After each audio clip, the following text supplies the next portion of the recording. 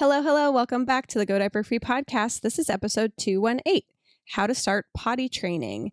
You can find the show notes over at godiaperfree.com/218. Leave us a comment, ask us a question. We'd love to chat with you over there. And of course, everything I mentioned in today's episode will be there on the show notes.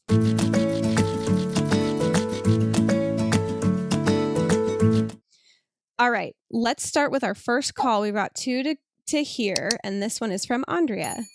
Hi, yes, my name is Andrea. I have a 1-year-old granddaughter, and I am interested in this process and how it works. Kind of just want to get her started on potty training, but don't really know how to go about doing it. Thank you. Thanks so much for the call, Andrea. I love when grandparents or other caregivers outside the direct parents want to get involved with EC or potty training. It really helps to make the process so much more smooth. So thank you.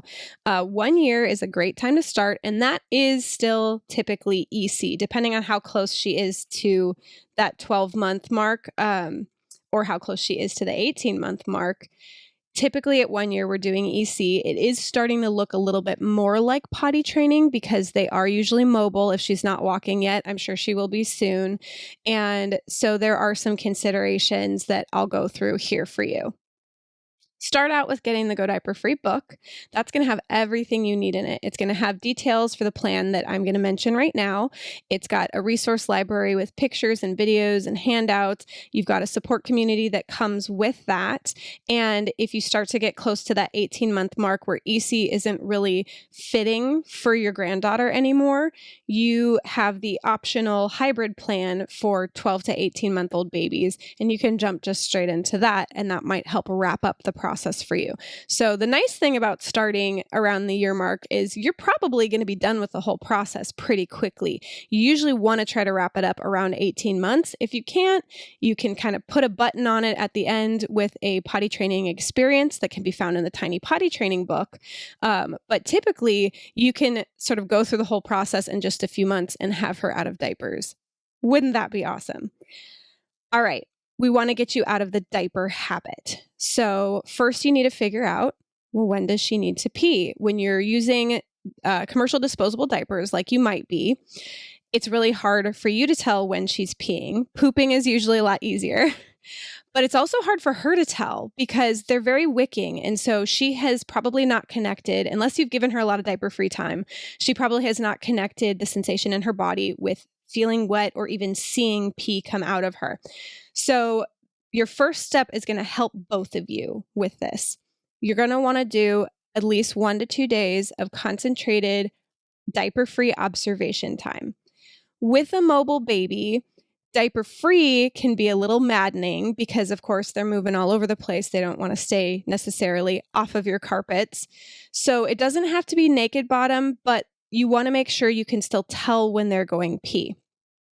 Tiny Undies has just cotton training pants, usually I think blackberry purple and one of the blue colors. I'll link them in the show notes. Those are usually the easiest to tell when they've gotten wet.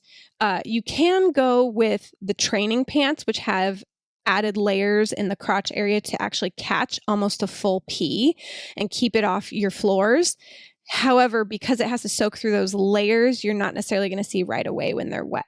So you can either use some kind of backup where it's easy to tell. You can use a sumo style diaper, cloth diaper, and you can read about what that is in the resource library for the book. Or you can just go completely diaper free and either protect your floors by laying down yoga mats, towels, whatever you want to lay down. Or I like to do something like trap us in the kitchen because I don't have carpet in my kitchen, and I can designate a cabinet that I've stocked full of things that are interesting for them to play with, like plastic bowls and cups and spoons, and just hang out in there while we're doing our diaper-free observation time. Download the log app, or the book does come with a template for a paper log that you can write down what she's doing if you're more of a pen and paper kind of person. But the log app will let you mark when she wakes up, when she eats or drinks. You can put comments in and everything. You can say, had apple juice with lunch, because we all know that that's going to make them pee pretty soon. And then mark when they pee or poop. So be prepared to clean up some pee or poop and also have a mini potty nearby so that every time something starts to come out of her, you can say, wait, put it in the potty, and then help her move, either airlift her over to the potty, bring it up behind her calves and have her sit, whatever method works for you, but try to at least get like the last drop in the potty, because that will also show her, now instead of using diapers, we're going to start using the potty. I'm going to show you how to put your pee and poop in the potty. And this is what we call an ease-in step. So you're starting to introduce her to those sensations. You're starting to show her that you need to move yourself to the potty. I like the mini potty there on the floor because it's quick and convenient and can save a little bit of that cleanup rather than going all the way to the bathroom. And that will help her start to make those connections too of, I have this feeling in my body. Now pee is coming out of me. So that will get you started. The next thing that you want to try are the easy catches. So I will link to the 4 easy catches. There are some YouTube videos, there are podcasts on them as well. And that's another way that you can ease into the potty training and EC and just break that diaper habit. So there's the wake up pee, offering the potty at diaper changes. Poop is always an easy catch as well. And then the last easy catch is getting in or out of anything. So before you get in the car seat, after you get her out of the high chair, usually if she's been in some kind of container, a carrier, whatever it is, for any amount of time, I usually especially like to offer when they're getting out, because that sitting position can start to remind them of the potty and sort of get them relaxed and get everything ready to go. So I know my kids usually need to go potty either during a meal or right afterwards because they've been in that relaxed sitting position for a little while. We do have a section in the Go Diaper Free book as well called The Building Blocks of Potty Independence, and you want to start teaching those now. And those are just all the little steps that are going to get her eventually to go to the potty by herself. You're going to start teaching her how to manipulate her clothing, getting her pants on and off, teaching her how to get to the bathroom. And these are all during times when she doesn't have to go potty. So this is separate from the observation time, the diaper-free observation time. You can teach her how to turn on and off the light switch in the bathroom. You can get a little light switch extender if you need to. There are lots of little steps that you can start teaching her now and put together, and those will eventually all come together in her having a potty routine when she's potty independent. So exposing her now will make it a lot easier to wrap her up when you're ready to do that. If you need a little bit more concentrated help, there is a digital program called Passing the Baton, which goes over all of that. And I always recommend it, the Tiny Potty board book, because that has got a whole routine lined out in a really cute sing-song way, a rhyming story with cute pictures. So that's fun for any child 6 months or older to go through. And it's a great example. If you don't have older grandchildren or other children, neighbors around who can kind of model that for them, the board book is super helpful to line that out and show them visually all of the steps. And then you can refer back to it as you're teaching. You can say, let's go wash our hands like the little kid in the book did, and help them that way. It's a great reinforcer for them. Again, you can also go to the optional hybrid plan if you're going along and she's really just soaking it all up and really wanting to run with this. Give her the tools. You'll be surprised. We don't think they're ready, and they will always surprise us. If you give them the opportunity to, they will take the reins and they will run with it. And the closer they get to 18 months, they're really craving that. That's that toddler period of me do it. So as much as you can teach her and hand over the reins as soon as possible, that will make your transition smoother as well. All right, so that's what I've got for you, Andrea, for starting out with a 1-year-old. We've got another call that I want to take from Brigitte, and let's listen to what she has to say. Hi, Andrea. So my question is how to start this potty training. I actually purchased a book already anyway, but my toddler is 1 year and 8 months, and he already started this kindergarten. In Estonia, we call this kindergarten already, but it's like for the babies in a way. And he is in there from morning, from 9 to 12.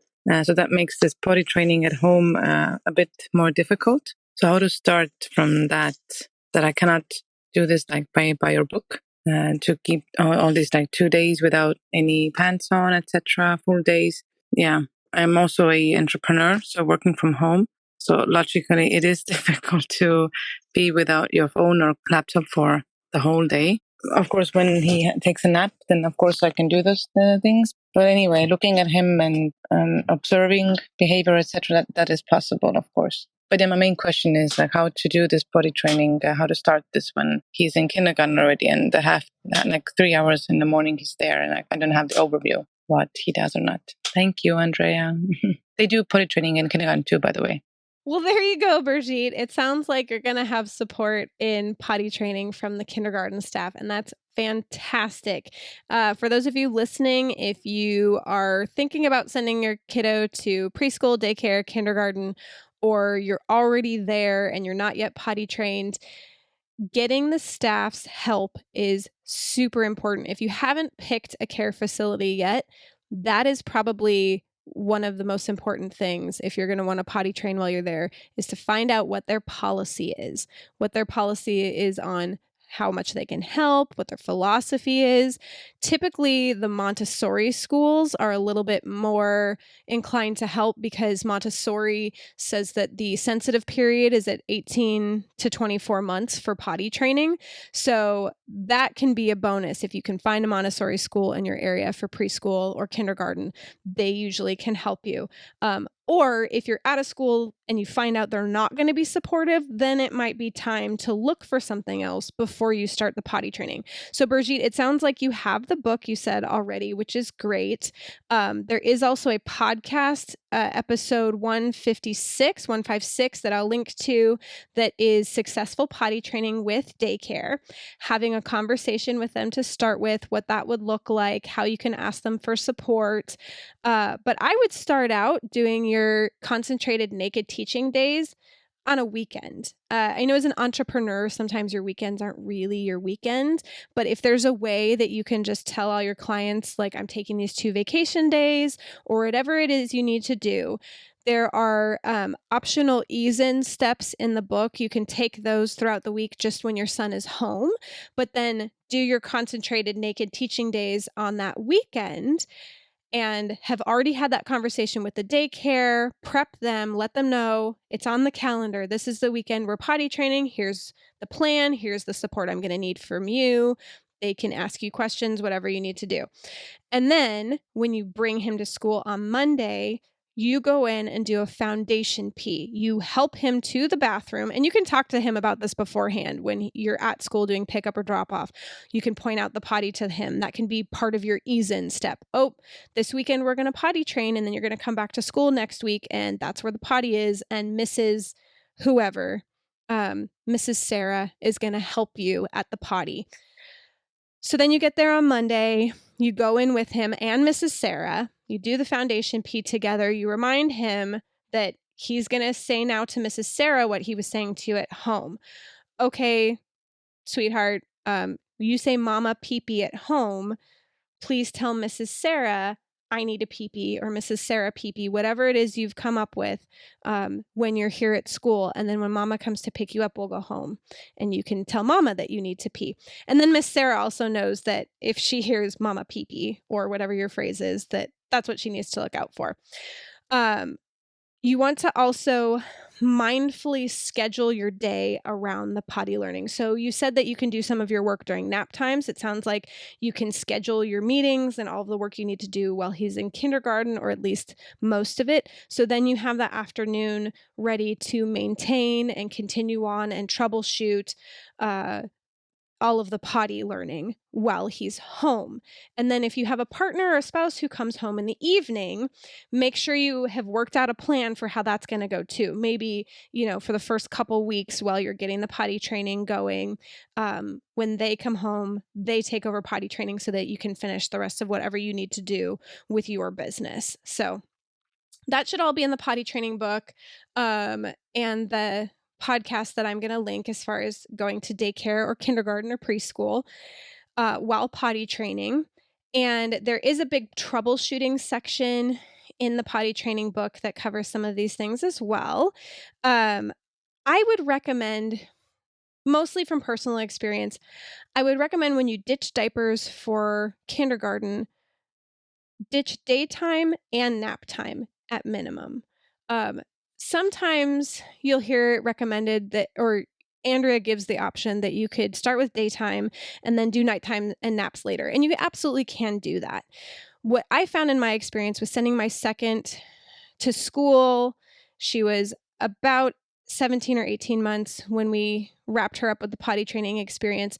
We sent her to school and let them put her in diapers for nap time. I would advise against that from my experience. I would say either like my first, we ditched diapers completely, day and night, all cold turkey. He was about 2.5.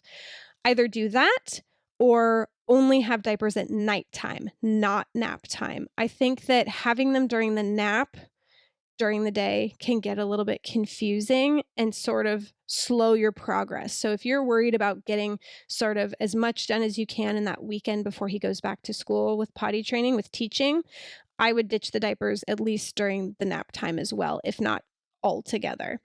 Nap times are shorter, so even if they didn't pee right before the nap, they're more likely to be able to hold it through a nap than they are through like the whole night. And even if they don't hold it through the nap, if they have a miss, that's a teaching opportunity. There's always something to learn from a miss for either you or your child or both. So that's a conversation you can have with them. Oops, you pee-peed in your cot or your bed or wherever he's taking his nap. Next time, let's pee-pee before nap time so we can keep your bed dry. And that can sort of incentivize him. If you're having trouble getting him to use the bathroom before the nap, then that learning process can help him, encourage him to use the bathroom and go pee before he takes the nap. So that's my advice based on my personal experience. In the book, you can read about how you can just do diaper free during daytime to start out with and then deal with naps and nighttime later. But that is my preferred method now, is to get them completely done during all parts of the day, including naps. All right, those are the tips I have for you, Brigitte. Hopefully that's helpful. I'm really excited for you that you do have the support of your kindergarten. I think that will help you a ton, make the whole process a lot quicker and easier. And for those of you listening, if you have started potty training with a 1-year-old or older, how did it go for you? How did you get started?